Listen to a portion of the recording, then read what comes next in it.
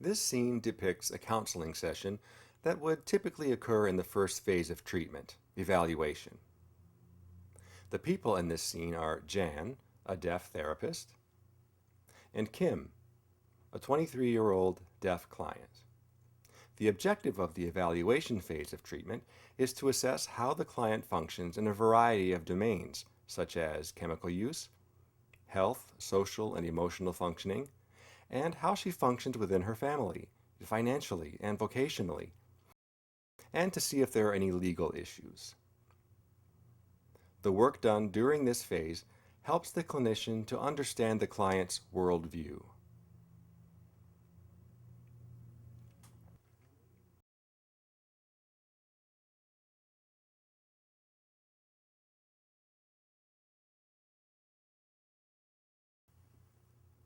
The specific task today is to review Kim's drug chart assignment.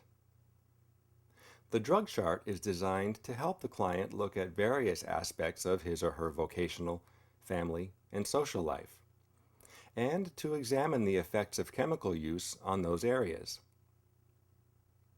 Information about the client's drug use history is collected to help the clients evaluate the severity of problems.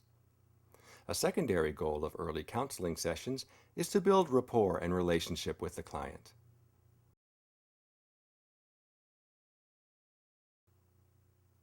Kim is a 23-year-old deaf woman who lives with her parents and her two younger siblings, all of whom are hearing. She has worked as a housekeeper at a large hotel in the city near her home. She's had this job since her graduation from high school. Kim reads at approximately the third grade level, and her written English is at the second grade level. Kim is not sophisticated in her use of language, and while at the School for the Deaf, was sometimes called slow. She sometimes struggles with abstract concepts, especially those having to do with cause and effect.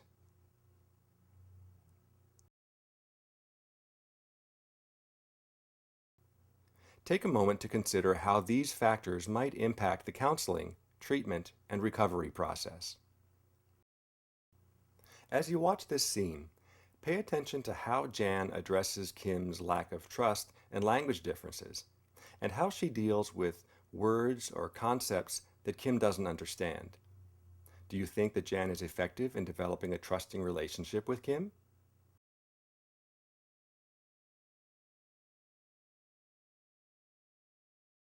This is our first meeting. I have some questions for you, but before we get started, do you have any questions for me? I'm not sure. Is this your first time getting counseling? Yeah, my boss told me if I don't get counseling, then I might lose my job, and I don't want that. Right. My understanding is that your boss is requiring you to get counseling in order to keep your job. I have to send him a progress report, but I will only do that with your permission. What will the report say? Who will know that I'm coming here? I completely respect your privacy. Your boss only wants to know that you're attending the sessions and just in general how you are doing. I don't need to tell him specific things about the people you mention or about your past or current alcohol and drug use. Are you going to be my counselor? I think so, yes. Is that going to be a problem? Well, it's just, I wasn't expecting a deaf counselor. I haven't really seen you around. Did you go to a deaf school? I never attended deaf residential school. I graduated from a public high school, then went to college and got my degree in counseling. Your signs are a little strange to me. It's important that we understand each other. Anything you don't understand, let me know, okay? Well, I don't want anyone to know I'm coming here, and you're going to tell my boss, plus you are deaf, and you might tell other deaf people about me. I know you're concerned about me telling other deaf people about you, but I assure you I would never do that. By law, I must keep all client information confidential. I see. But let me ask you to clarify. You don't want me to share the progress reports with your boss? Well, I don't want them to know my business, but I don't want to lose my job either. So you want to keep your job, but you also want your privacy? Yeah, exactly. I will keep your information private. I will not share anything with them until I get your permission. You don't have to make a decision about that now. I wonder, do you understand the concept of confidentiality? Are you familiar with that word? I don't know that word. It means privacy. But it's more than that. If you tell me things that indicate you intend to hurt yourself or hurt other people, then I must make a report to make sure you and the other people are safe. So, is there someone I can contact if I feel you're in a dangerous situation? What do you mean by dangerous? Well, suppose you become upset and want to hurt another person or yourself. Well, you can contact my mother. No, not my mother. My sister Kelly. So, Kelly is the best one to contact if you are seriously struggling? Kelly's too young. You better contact my mother. Okay, I'll go ahead and add your mom to the emergency contact list. Now, you and I need to fill out the drug chart assessment. It looks like this.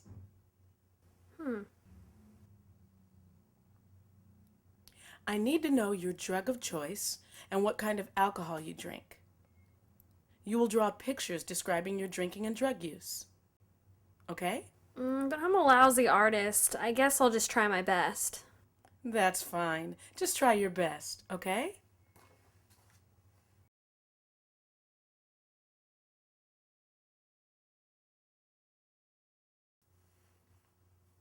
What strategies did Jan use to connect with Kim? Do you think she was successful in developing Kim's trust? Jan invites Kim to ask her any questions. In doing this, she invites Kim to be a full participant and establishes a ground rule that it's okay to ask questions in the counseling process. Kim also indicates a bit of uncertainty about working with a deaf counselor. It may surprise you that some deaf clients may resist the idea of having a deaf counselor. As in any small community, there's a great concern about gossip and individuals wanting to protect their reputation. The deaf community is no different. How does Jan do in terms of helping Kim feel safe? Kim asks Jan where she went to school. Now, this was not for her to assess her education. Rather, this is a common question that deaf people ask each other when they meet for the first time. It's a way that the deaf community seeks connection. Jan responds without defensiveness and addresses Kim's concerns without taking offense. When Kim tells Jan that she signs different, Jan doesn't get into a conversation about sign language, but affirms Kim's observation. It's okay for Kim to stop Jan because the goal is understanding each other. One critical aspect of the recovery process is taking ownership of our choices and actions. From the very start, the clinician can support the client in seeing that their choices led them to this day, and their choices will bring them to whatever comes next.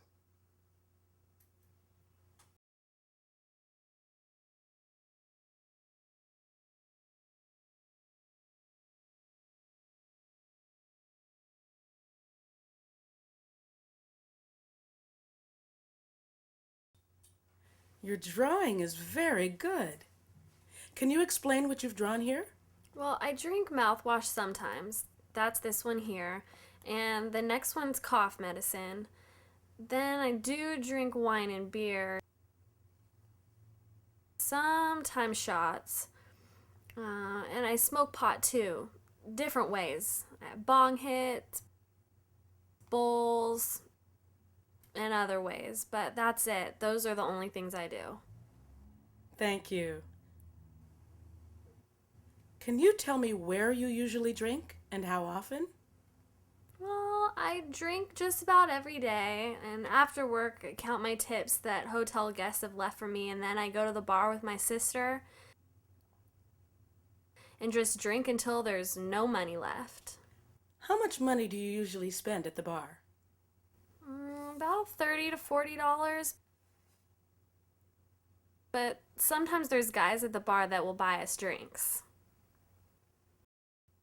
So you drink at the bar. What about at home? I can't really drink at my parents' house anymore. When I was younger, I drank their alcohol from the cabinet, but when they found out, they got mad and never had alcohol in the house from then on. And then I tried cough medicine and mouthwash, but my parents found out about that and got mad. They're always getting mad at me for something. So your parents are always blaming you for things. That's an important issue, but maybe we can talk about that at another time, okay? I'll make a note of it.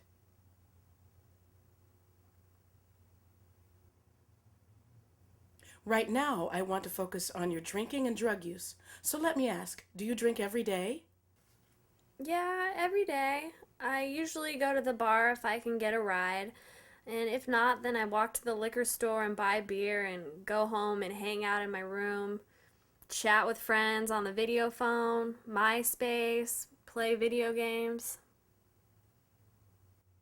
Suppose you don't drink on a particular day. How does that feel? I feel nervous and start shaking like I'm gonna be sick. At least alcohol is not illegal. And smoking pot helps me calm down, and pot is natural, so I'm not worried about that. Anyways, some days I wake up and feel like I drank too much the night before. I hate that feeling. I wish I could just wake up and feel good. So it seems like you are ready to make a change so that your job will be more stable. Yeah. Okay, remember that drug chart? We need to complete that. So for next week, I want you to draw 6 pictures of how drinking and using drugs affects your life in a bad way. The form asks you to draw the following pictures.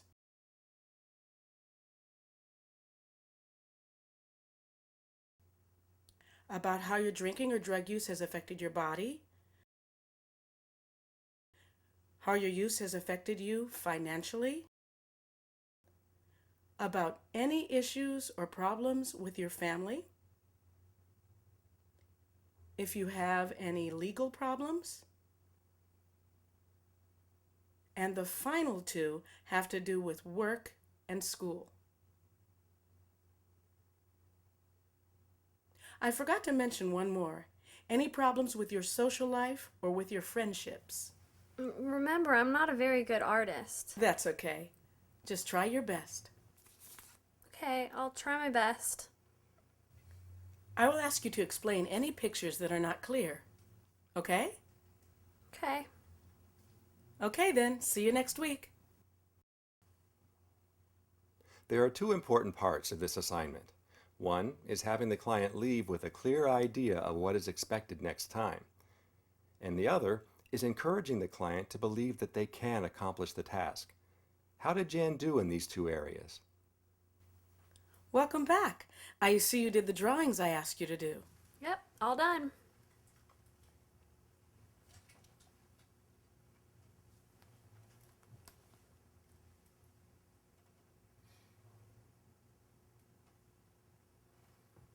I see this first picture is about your job.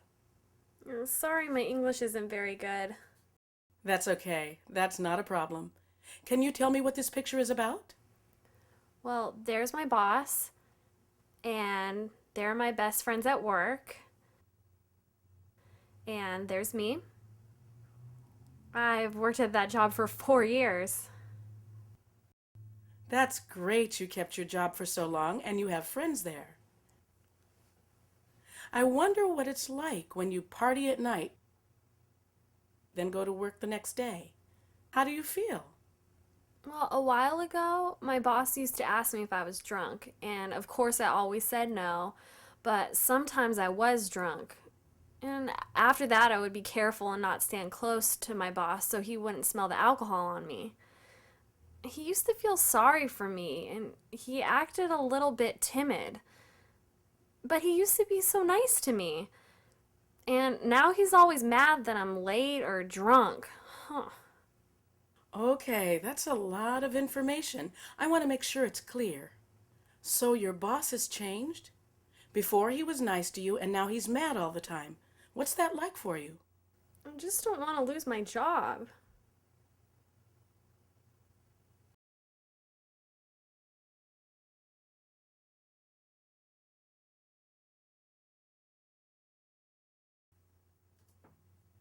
This next picture is about family, right?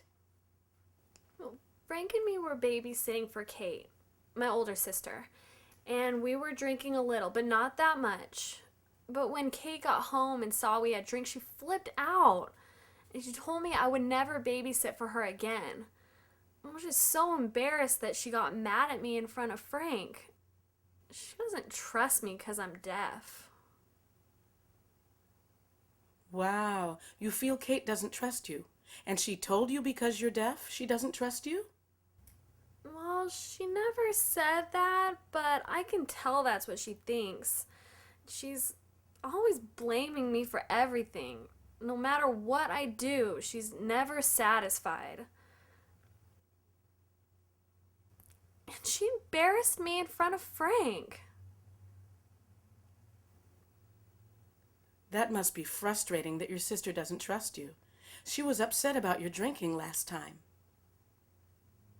I love the baby, but Kate is such a jerk and she's so bossy and controlling. So you want to babysit again for Kate's baby. How can you make Kate trust you again? She wants me to have a boring life, just like her. Why is Kate boring? What do you mean? She doesn't drink or party. So then if you didn't party, then Kate will trust you? Well, yeah, that's true.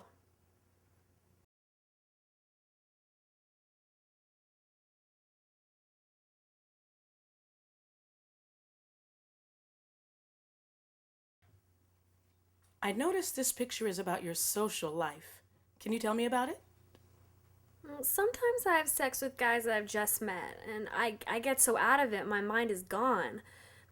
I got pregnant, and I had to get an abortion. What do you mean when you say your mind was gone? Like, I don't remember what happened. I can remember each thing happened until a certain point, and then it's gone. I don't remember. I think that is called a blackout. That happens when people get drunk sometimes. Lots of people experience that. When people wake up the morning after a lot of drinking and don't remember things, that's a blackout. Really? That happens to other people? It happens to me a lot. I thought I was going crazy. And I got pregnant with this baby, and I'm with Frank, and my mom is telling me if I want to keep the baby, I have to stop drinking and smoking pot. And I didn't want to stop, and I couldn't keep the baby anyway. Frank would know it's not his, and I didn't know what to do, so I got an abortion. So you had to make a choice between maintaining your drinking and keeping Frank, or having the baby?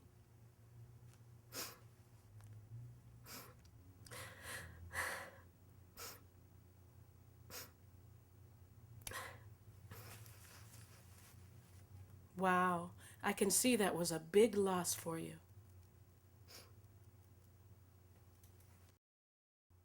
In this segment, Kim drew and talked about social consequences. When reviewing a drug chart, once the client has drawn their picture of the assignment, you as the counselor can decide if they have satisfactorily completed it. If the client appears to have made a good effort, but you don't see the connection with social consequences, for example, it's worth it to first wait and see what the client has to say. Sometimes a drawing that first appears off topic indicates a lack of understanding, and it can also mean avoidance or fear of looking at this topic. Many drawings may start out as relating to one topic, but then become a bridge to talk about other concepts. Kim mentioned blackouts, sleeping with strange men, and her pregnancy, among other consequences. She views this drawing as being about the social impact of her drug use. But in your mind, this may be more related to another topic. How would you deal with this? Notice the teaching moment that Jan takes when Kim talks about her blackouts. Was that an appropriate time to teach? Was the teaching helpful? Why or why not?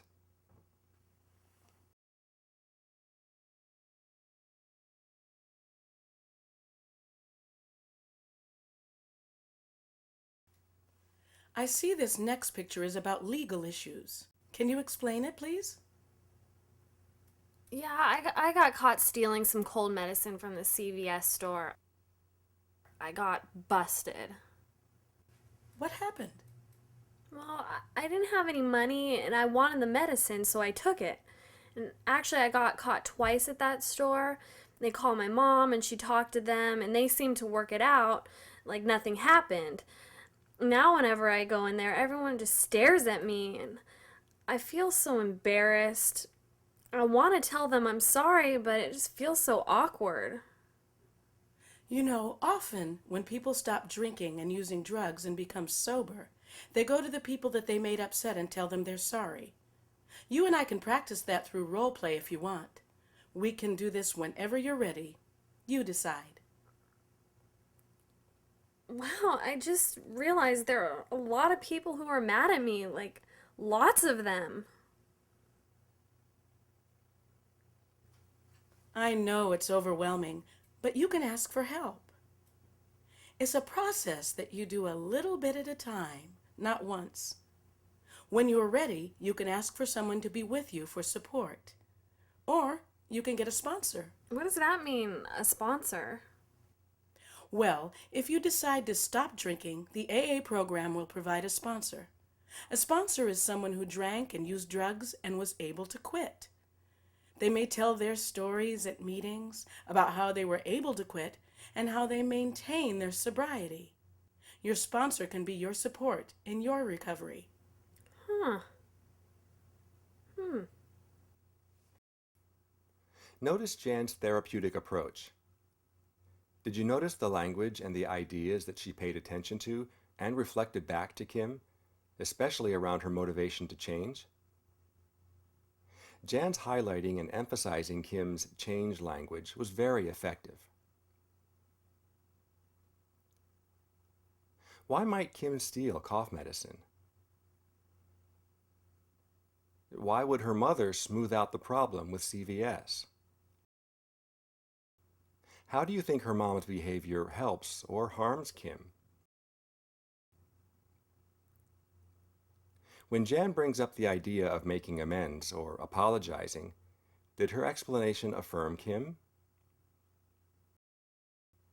Do you think she reduced the chance of Kim becoming resistant?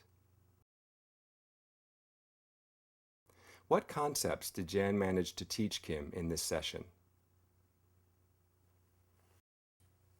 That was a lot of hard work you did today. How are you feeling? Wow, you made me think about so many things. Do you feel ready to leave and go home now? Yeah.